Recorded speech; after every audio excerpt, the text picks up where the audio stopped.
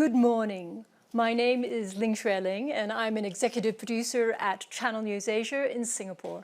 I'm very pleased to be the moderator for this session, which is called The Biggest Trade Deal in the World.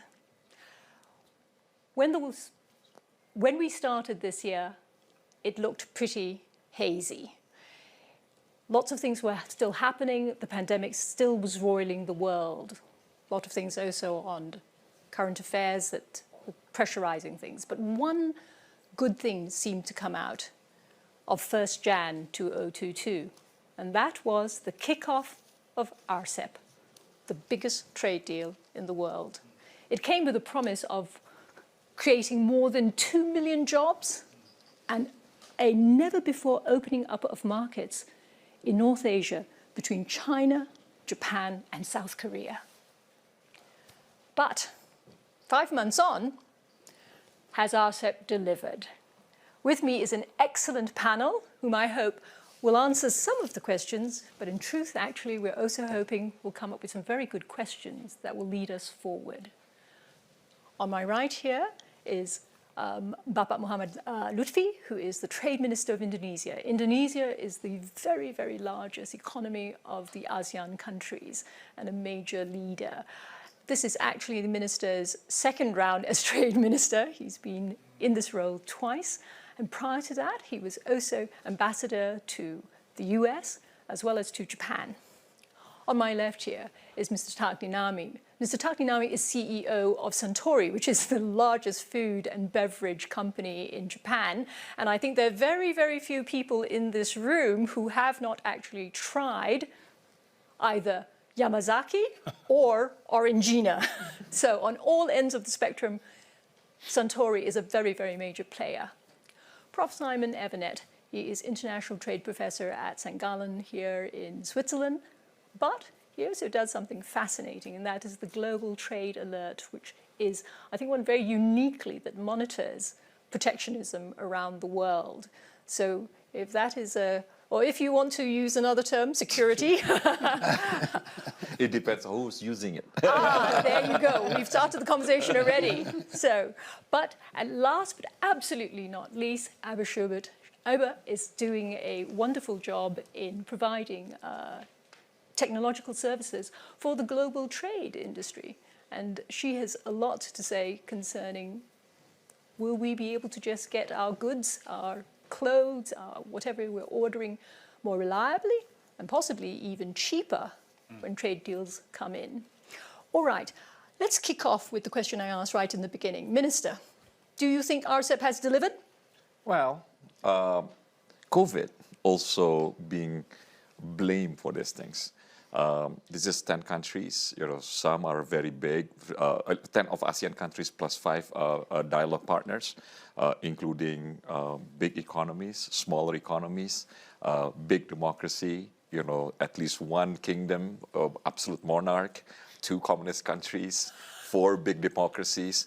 So in the countries, all in all, we're moving forward very good. We're supposed to ratify everything by the 1st of January, but COVID in Indonesia, I have to go back to Parliament to get it ratified.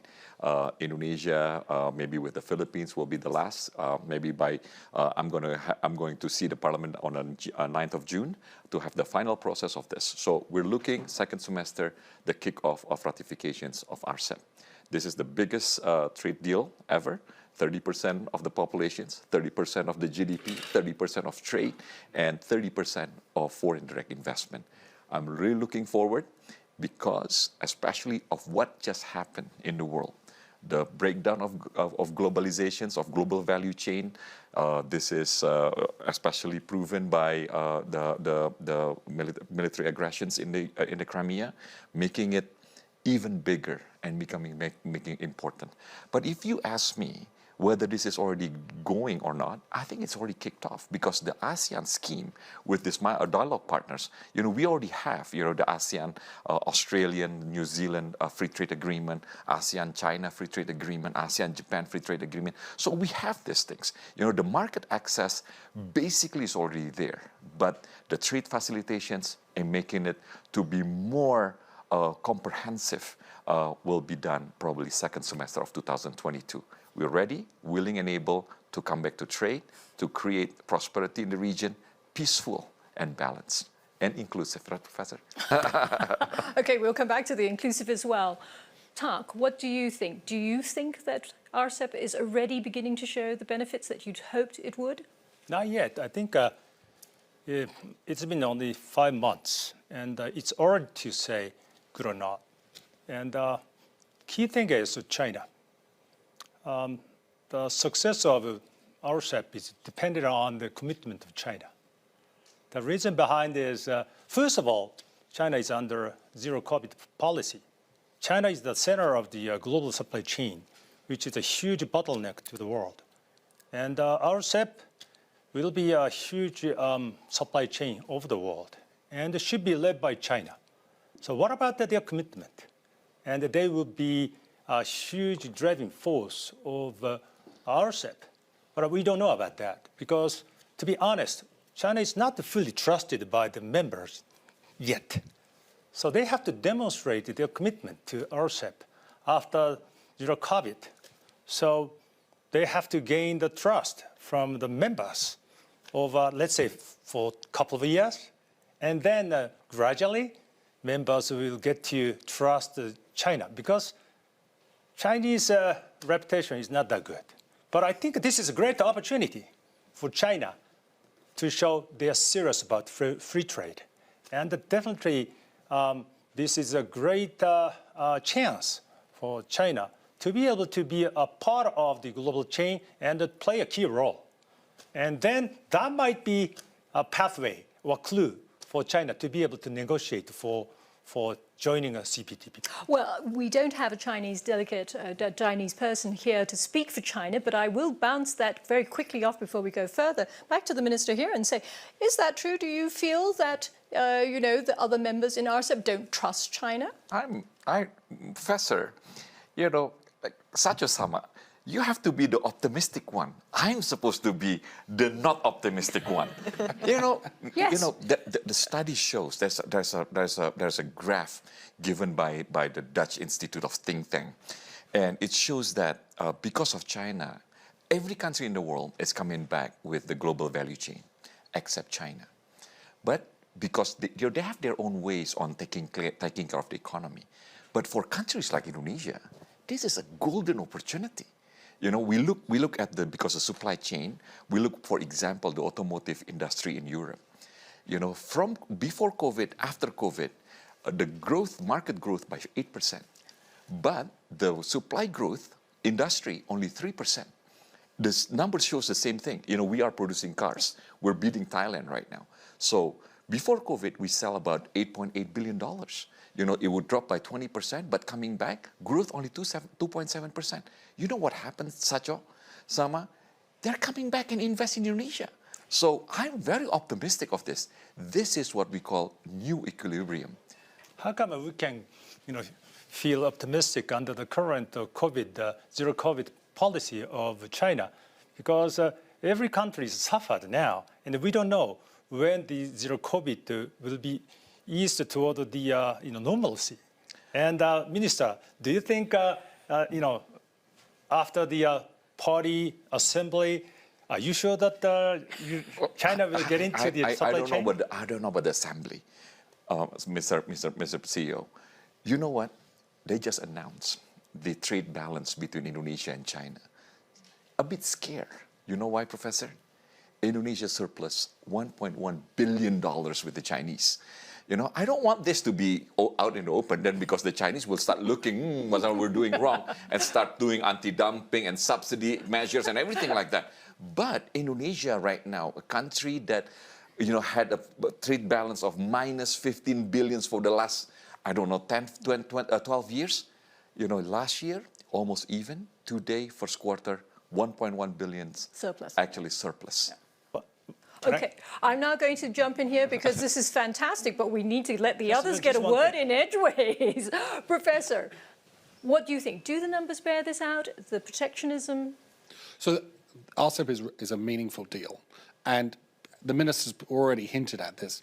Before RCEP happened or came into force, this region was putting in place non-tariff barriers like there was no tomorrow. In the 5 years before the pandemic, nearly 4,000 non-tariff barriers were put in place by the RCEP countries. About 40% of the trade between them is covered by those barriers. So there's plenty to try and cut away at or to rationalize, okay? This, though, will take time. And trade agreements are a bit like your long-term fitness trainer, right? They pay off over time. If you want a flippant answer, is RCEP working? Quite frankly, it's probably created more jobs in trade ministries than in the private sector by now, okay?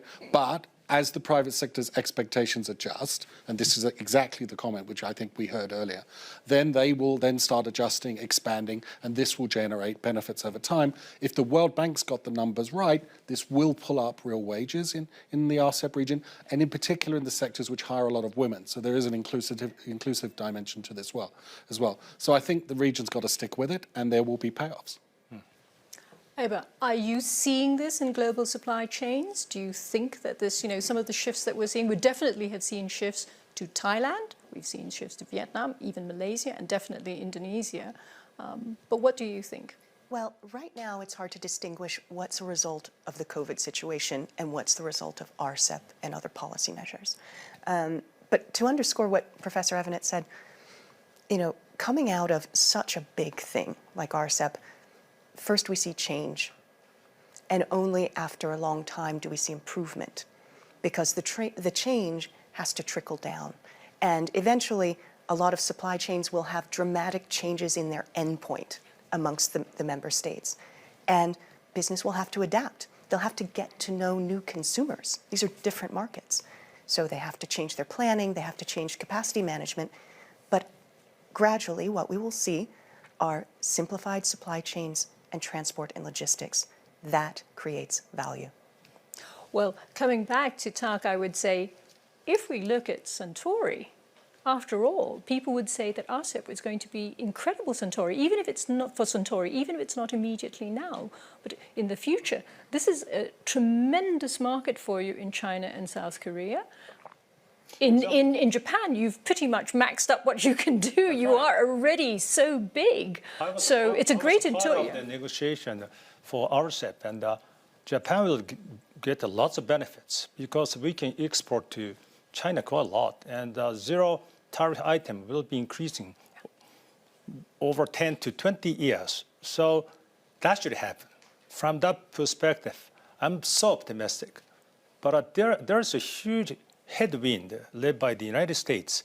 There are so many trade pacts, and as a matter of fact, the IPEF is not trade pact, which means if China shows it's opening the market, I think they can alleviate the strong headwind from many countries led by US. I think definitely China has to demonstrate its commitment within a couple of years after zero COVID. So I think that's the key. That's my point. And I want to be optimistic because Japan will get a huge benefit and the Suntory will get, so we are on the same boat. But what about China? Okay, now let's move to the other big sort of elephant in the room for all people now, and that is inflation. The immediate idea, though, is you think, hey, you've got this fantastic trade deal. As Minister pointed out, 30% of global GDP is covered now by RCEP. Is RCEP, or for that matter, any trade deal, is it going to be able to help push down prices so that people won't find it so expensive to buy things? If I was going to be cruel, I would now switch over back to Tak and say, you have recently raised the prices for soft drinks across the board. Well, that's pushing prices up, and that's for ordinary people who want to buy an energy drink, a lovely Boss coffee. Yeah, that's right.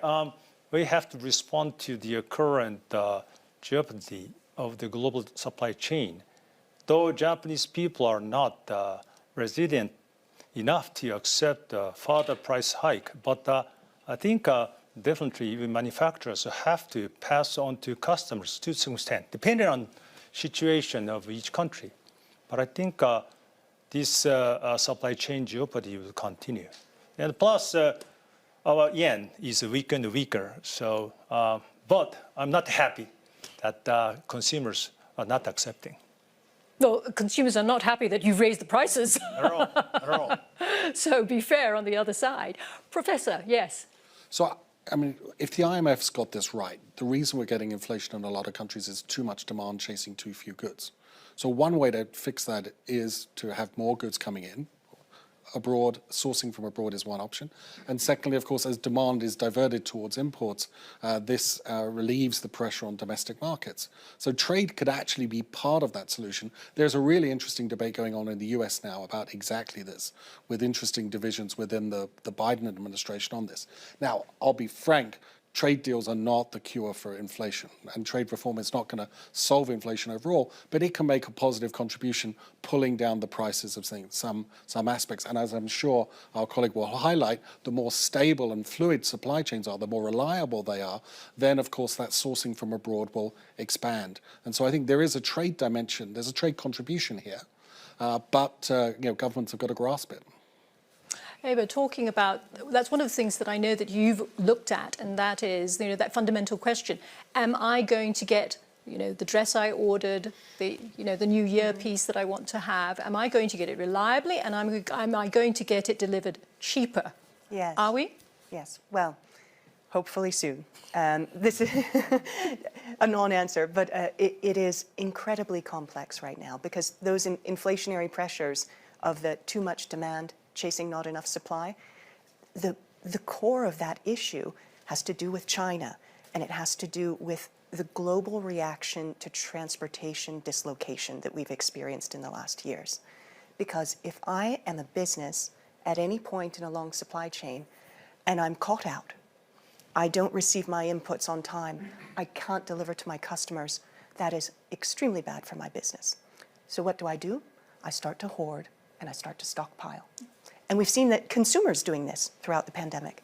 And that blows up the working capital at every link in a supply chain. That lowers their margins. So everyone is increasing prices. It's a vicious circle. But if we get more reliability, and this comes back to the what about China, because once China is active and back to business as usual, RCEP will act a bit as an Asia for Asia, Yes. giving shorter, more stable supply chains that cushion the region and member states from shocks in the rest of the world, like what we're seeing in Europe. Minister, do you agree? Asia for Asia? Oh, this is by default, because I think this is also to teach, to tell everyone that we have to come back to trade. Ms. Lin, I called for a special ASEAN Economic Ministers special meeting. So this is not in the agenda last week in Bali, to make sure that every single one of these ASEAN ministers in the same page with everyone, to make sure that, we have to come back to trade, we have to come back to economy, and don't let this divergence, be that politics, security, whatever. We have to come back and create a regional, peaceful, inclusive, and prosperous region. But Minister, then we come to that question. Indonesia has banned the export of palm oil. That is a security issue, but for many you might call that a protectionist issue as well. Now, I hate to say this, okay? That's why I said it depends on who's saying it. When the European, when the Americans, when the developed countries doing it, for example, do you know at one point, back in last July, the European owns 3.7 more vaccine than the populations, 3.7 times more, and they call it security. When Indonesia is doing it, that's protectionism. So, come on, let's go over that, and let's do this, because at the end of the day, we are serving the democracy that we are coming from. And the democracy in Indonesia is 270 million people. They're loud, and they have what they call new things, they call social media. And this is an oh my God. Okay, well, let's take an overview on that. Professor, you actually track protectionism / security. Is the minister giving a fair review of this? He was comparing vaccines with palm oil. I mean, we've tracked both actually, and I don't pick sides on Europe versus Asia. We track what I hope you governments accept do. that. He's not picking sides. Yes. Yeah. And he's right to say that we have seen export curbs in both areas. I think the vaccine export curbs and the curbs on shipping vaccine ingredients, to the extent that they happen, were very bad public policy. And something we should have avoided. But I think the point to put back to the minister is, look, we've seen how bad vaccine export curbs are. We're now seeing how bad food export curbs are. Don't we need a new global understanding on when these curbs should be used, how long they should be last, how long, and whether or not they should be tracked systematically by the WTO Secretariat? Because none of that's happening at the moment. We did it on the 28th of May. 28th of April. We allow it on the 23rd, so it's done, finished, okay? So we are taming it back. When you said that understanding, who should start first? The developed country or our developing countries? No, this has to be global, right? We're now a global world. What happens in Indonesia matters in Europe. What happens in Europe matters in Indonesia. So we have to have everyone. Yeah, so Professor, now, yes, the issue is right now, I don't want to be the one start or not to start. But right now, Indonesia is a country in a run. We need to double the GDP before the end of the decades, because we are a middle class, and if we don't do this trajectory of 5.7% every year, we will be trapped in the middle income trap. Okay, I have a set schedule, and I need to jump up the value chain every year, and I have a set up things. COVID didn't help, but right now, my biggest I wouldn't say enemy, but my biggest trading partner that does not comply with that, called the European Union. Okay, and because of that, I have two right now dispute in the dispute settlement body. Before the end of semester, I'm going to have 4, and we predicted at least we're going to have 8 by the end of the year. If we don't have multilateral trading system, countries like Indonesia cannot be guaranteed that we can be served, with a good ruling of multilateral trading system. So right now, what they say is, when Indonesia doing it, it's protectionism. When they doing it, but at the end of the day, this is national interest. We're feeding our people.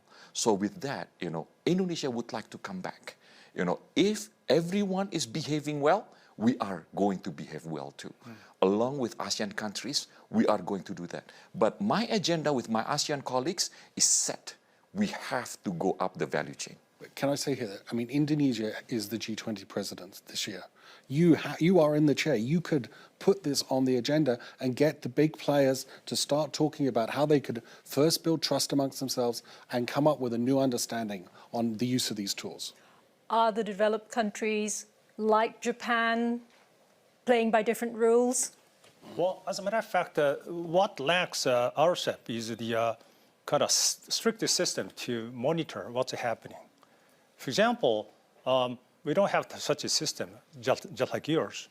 And I think the key success factor of RCEP is we should not create big winners. We should not create big losers. That is a key point to maintain RCEP going forward. Just like your case, maybe we should have a dialogue among RCEP members. That's a system. And if Japan exports too much to cause a problem to your country, maybe the system to talk, monitor. Maybe Japan is too good, too big, benefiting too much. We have to adjust. Otherwise, we can't keep RCEP going forward. So we need a strict system. I totally I'm talking about yes. enforcement. And somebody has to do it, but we have to work together, such as the committee to talk about what's wrong, what's good, to better off always this system. And I think from first day of the RCEP, I don't think nothing is perfect, but over time we have to streamline for the better. In the case of the security, we have to discuss. Trade deals can never be enforcement, I don't think anyone would think that a trade deal can actually function if you have to bully your members into doing what they agreed to do. That's a set of mind, Ms. Lin. Okay, this is the problem with development. When somebody's developing, it's like a reserve. This is like a bottle. the water would go on the development side. Is it a zero-sum game? It doesn't have to be. It's not It zero-sum can be a game. bigger pie for When there everyone. is a development here, there is a de-development somewhere else. Okay, so that is why the developed countries would like to say everyone has to win a little bit. I can't. You are at $42,000 GDP. I need to double this to 10,000.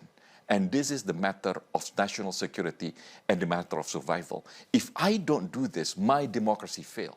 I can't do that. So I need to go up the step, and I need to do this, Ms. Lin, I have to do two things to be not trapped in the middle income trap. I need to invest in infrastructure, and second is technology transfer. So this is the recipe. So I need to source this technology from somewhere else.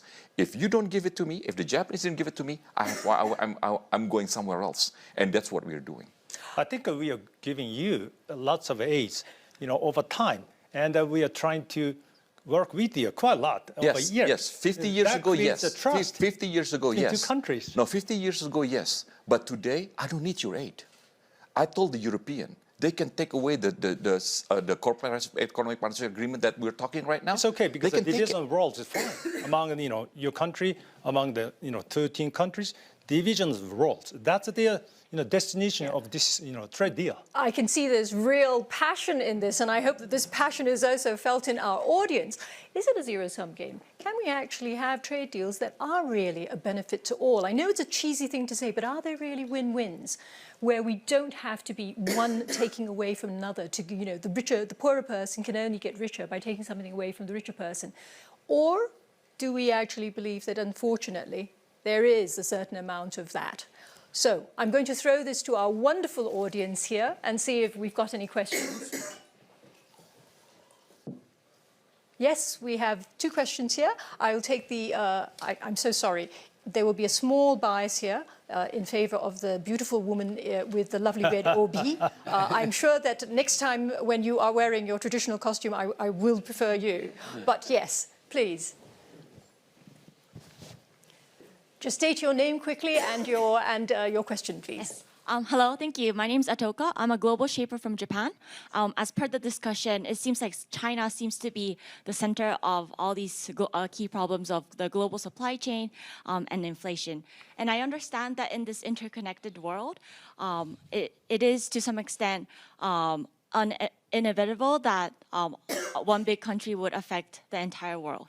But then what do you think that how should various stakeholders play a role so that they would be not reliable on China and solve its own problems without having to be kind of reliable on the reopening of China? Okay, we'll take that one question first, and then we'll move on to the wonderful gentleman here, and we'll try and pack these two questions in nicely. Thank you very much. My name is Taisuke Sasanuma. I'm running private equity fund management in Japan. And then I've been expanding my business to China and Asia, so I have a very strong, sense of issues in this matter. Recently, Japan, U.S., and Australia and India made agreement, Quad. And then this is explicitly targeted at how to compete with the China types of issues. And the purpose, right? So I'd like to ask questions, and Inami-san especially, how would this Quad agreement be influential on actually movement or development of RCEP? Then how would finally, eventually, Japan-China business relationship be influenced by this movement? Okay, I think that actually we can collapse the two questions into one, and that seems to be a general apprehension that China is so big, and therefore only when it is fully online again can we all benefit as well, in a way. And that is of course, the very, very tricky question. I can see again we've got strong responses here. Minister, so is the only answer that only when China comes online again in a big way, that's going to kickstart RCEP, or is it because without them, Okay. it's just no point? I'm gonna revisit a little bit, yeah. The trade deal is an enhancement so we can create a prosperity that is fair and beneficial for everyone. So that's the philosophy, okay? My trajectory has to do with national planning of what we are going to do with Indonesian deals. And now I just don't get it, why everyone thinks that China is the problem. If China is the problem, it's an opportunity for Indonesia. So I said, it's good. Why you're just investing in the countries in one basket? People say, don't put your eggs in one basket. So everyone can learn. They're not doing it. So we have an inflow of investment. If you look at the rupiah right now, we are very strong. Why? Instead of dollars coming out, actually foreign money is coming in, for investment. So I look at it as an opportunity. And a country need to put themselves positions it well, okay? One. Second, talking about IPEF. IPEF is a different thing. IPEF is a norms and standard with no market access. So, they want to create a gang and they want to invite Indonesia to be in a play gang. Okay, let's play. Let's draw together. But at the end of the day, this is a norm standard, no market access. So people understand. But for the United States to come back to the region and balancing the region, it's very important.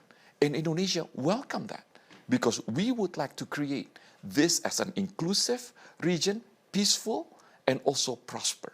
So that is a line. And this is a destinations. So, Tak, we are back to this argument. Is the Orangina cup half full or half empty? So, the way you're focusing in, you keep hacking at China, you keep focusing on the half empty. But really, it's an opportunity for Japan, and it's an opportunity actually to, even while China is tackling its zero COVID policy, it's still an opportunity for Japan and for Suntory. Well, we have to keep a decoupling effort to some extent because we can't anticipate when China will open. So we will shift to some extent to, for example, Indonesia. That's a great opportunity. But China is too strong. For example, to get supply of vitamin C's, almost 100% from China. And can we build a new factory in Indonesia within a couple of years? It's almost impossible. It must. So, no, because economy scale totally different. Because China can enjoy the domestic economy scale, which is really strong. So realistic. I live in business, Minister. So that's my part of answer. Going back to Sunusan's question, Quad IPEF, I think you're right. It's not a trade deal. It's a kind of a strategic, geopolitical, pacts led by United States. However, as for the semiconductor or just like security issues, I think it means a lot for the member countries. And this Quad, I think India is an issue. They are not very much positive to join the trade issues at all. Professor, you do international trade, but also it's always very closely linked to security issues of other kinds. How do you differentiate? How do you say that's a protectionist trade, that one is got to do with some kind of security issue? Well, the smart thing to do is just to avoid the rhetorical trap.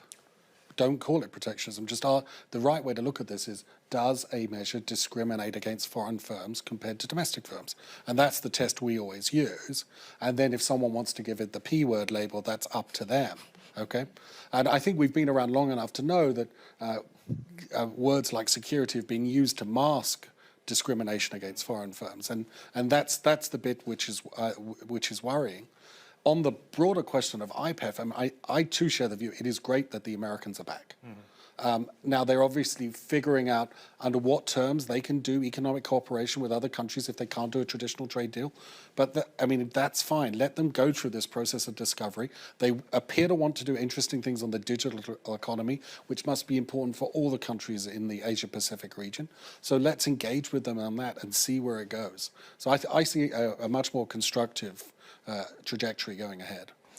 Eva, I know that you use blockchain technology as well for a lot of your staff. So do companies who consult with you ever say to you, you know what, I don't want to use blockchain because blockchain is basically disseminated, it's all over the place, and it's not controlled by one grouping. I want something secure that is only by my X national thing that I feel is safe. Do they say that to you? Absolutely.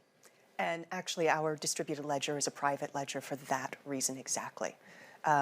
Both, there are national interests at play in that issue, as well as commercial interests. Blockchain cybersecurity is nascent. It's very difficult to say, I have a fully secure public blockchain. I can't put hand on heart and say that. I don't, and anyone who does, I'm very skeptical. So, there's an issue of trust amongst nations, an issue of trust amongst businesses, but I don't think it's a zero-sum game. I think technology drives innovation that creates value. And standard setting, while it may seem, kind of trivial and academic, but until standards are set around technology, and right now a lot of that needs to be around digital technology, you can't deploy at scale. Innovation can't spread, and so its rewards are isolated. Now that can be an opportunity for innovators and businesses and countries who see a gap and an opportunity and say, hey, China's out of business right now. I have an opportunity, I'm gonna grab it. But then it's limited in scale. If there are the right international standards for interoperability in both digital data formats and the information that needs to cross borders, turbocharges trade. I think one of the dangerous things is that we are now saying that we only trade with friends. Well, can't you actually also say that I don't really mind whether you're a friend or a foe, I just want a reliable trading partner?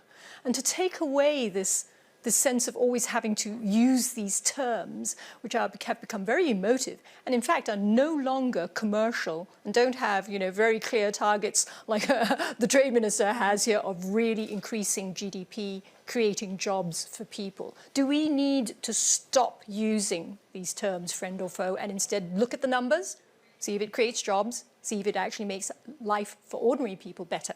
What do you think? Well, this is, I don't know, maybe I'm too trade, friends or foe, who's cheaper, who's better, I buy from them, period. And that's a fact of life. That's why, I don't know, there is some kind of phobia here, but at the end of the day, company pick the cheapest, the best. And at today time, it's the Chinese, and it's a fact of life. But, an aspiration for a country like mine, if they can do it, why can't I? And that's a destination also. So, Professor, do you think that that's the case? Do countries, when they do trade, actually take away that all the rhetoric, the friend, foe, the feeling touchy-feely bits, and only look at the numbers when they do the protectionism? I think countries, when they make policy decisions, look very much at their own national interests, for sure. I think the dynamic we're seeing of people talking about friends and foes is very dangerous. This is a recipe for fragmenting the world trading system. I know the national security hawks in various places are pushing this, but I think those of us who are interested in a system which is transparent, open, predictable, really need to stand up and say, wait a minute, how much prosperity are we going to sacrifice on the altar of some illusionary promise of national security? Okay, sadly, we're going to have to do a last round of questions, so I'm going to go through very quickly. Abba, if we look at RCEP, would you say that it is better to have it than not to have it? Yes, I do. I think it'll take time for the fruit to ripen on the tree, but we've already got the blossoms there. It's coming. Right. Professor? It's a step forward for exactly these reasons. Yep. Tak? Definitely. It will be better off for the member countries, and we work together to trust each other. Minister, you get the last word. I got just one. This is the money where my mouth is. So that is the key. Where's the dough? Indonesia has a saying, if you're not acquainted, there's no love. Now we got acquainted, I'm seeking for your love. Love is the profit. Wonderful. And on that wonderful note, we need more love. Ladies and gentlemen, there has been much, much too much isolation, disappointment, companies going out of business, people going out of jobs. I hope very much that we can move forward to something that's more positive. And this lively, engaged panel and the wonderful audience around me actually reassures me that we can go forward to perhaps a bumpy 2022, but definitely a 2022 where we can keep our heads a little bit higher. Ladies and gentlemen, thank you very much, and thank you for being at the greatest or the biggest trade deal in the world.